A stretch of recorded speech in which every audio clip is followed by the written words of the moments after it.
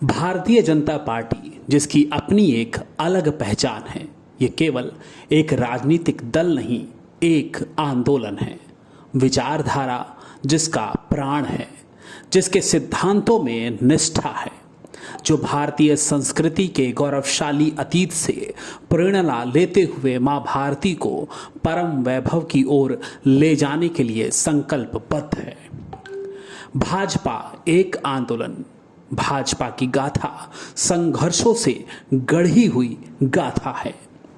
ये गाथा है अनगिनत देशभक्तों की, लाखों करोड़ों कार्यकर्ताओं की और ऐसी विभूतियों की जिन्होंने अपने अटूट विश्वास और अथक परिश्रम से इतिहास की धारा को मोड़ दिया, देश की राजनीति को नई दिशा दी, राष्ट्रीय प्रेम और देशभक्ति की अलख जगाई।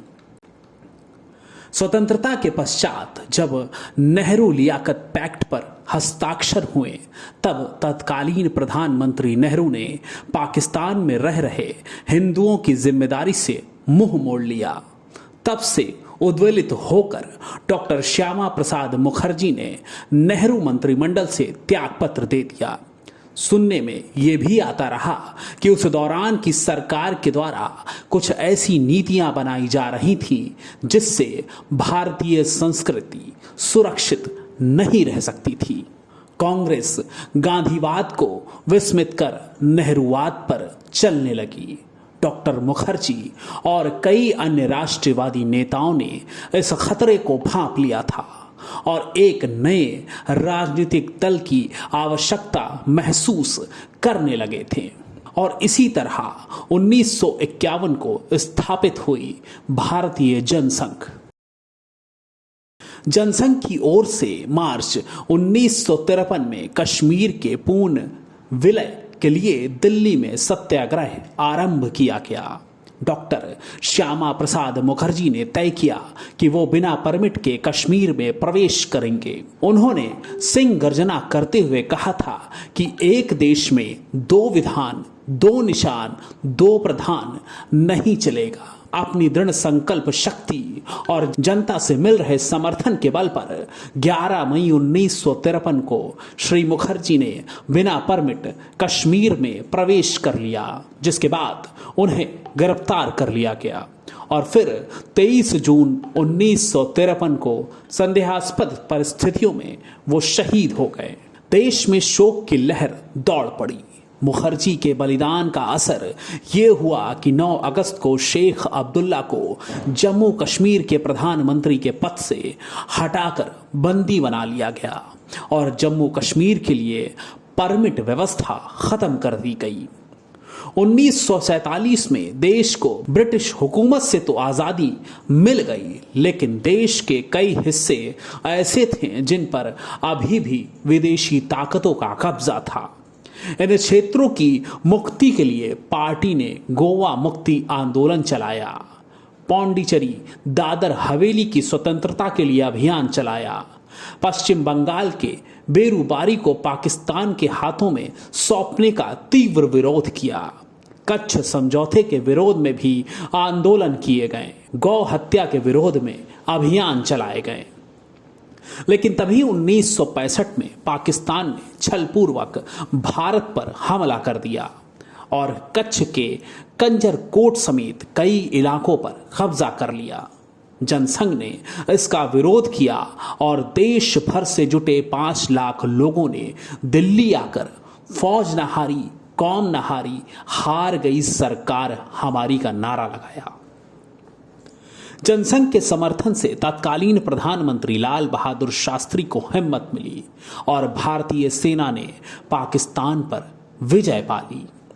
इसके बाद देश में आया वो दौर जिसे भारतीय लोकतंत्र का सबसे बुरा दौर माना जाता है, यानी आपातकाल। आपातकाल के दौरान तमाम बड़े विपक्षी नेताओं को जेल में डाल दिया गया और उन्हें यातनाएं दी गई।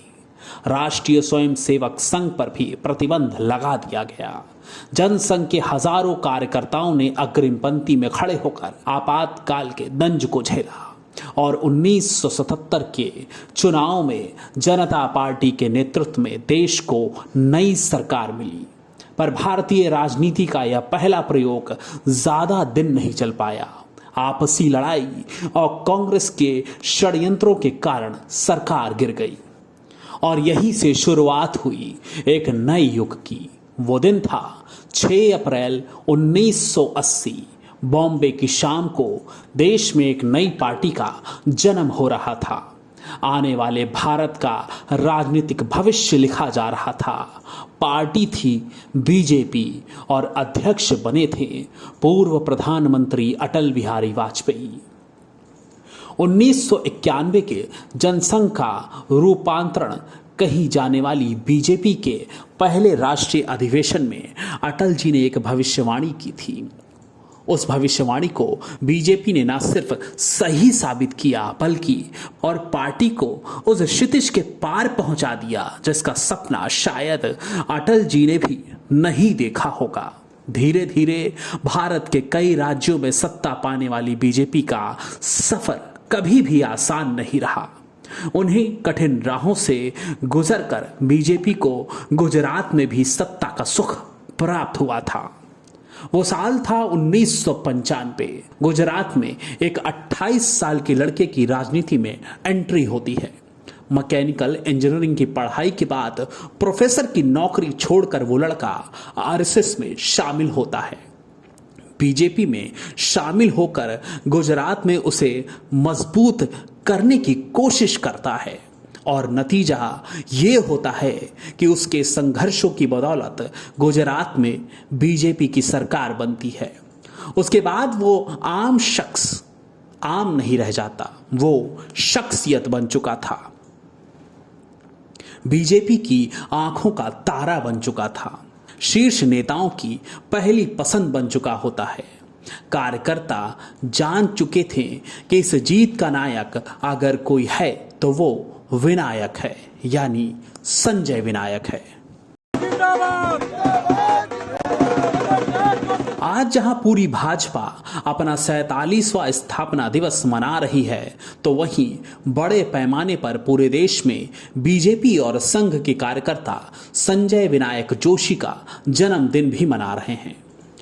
पूरे देश की सड़कें संजय जोशी के जन्मदिन के बैनर पोस्टर से पटी पड़ी हैं और मेला लगा है उस जगह जहां रोज संजय जोशी सालों से किसी पद पर ना होते हुए भी लोगों की समस्याएं सुनते हैं और उनका निवारण करते हैं।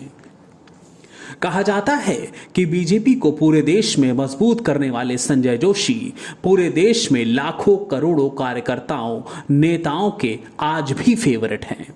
सुबह से ही उनके दिल्ली आवास पर तमाम लोग संजय जोशी की एक झलक पाने के लिए पहुंचने शुरू हो चुके थे, उन्हें शुभकामनाएं दे रहे थे। जानकारों का कहना है कि संजय जोशी इस युग में एक अलौकिक व्यक्ति हैं जिन्होंने जमाने भर का गरल अपने कंठ में समेटे हुआ है, लेकिन फिर भी निस्वार्थ निर्भीक निष्पक्ष होकर सबसे मिलते हैं, सबको समेटे हैं।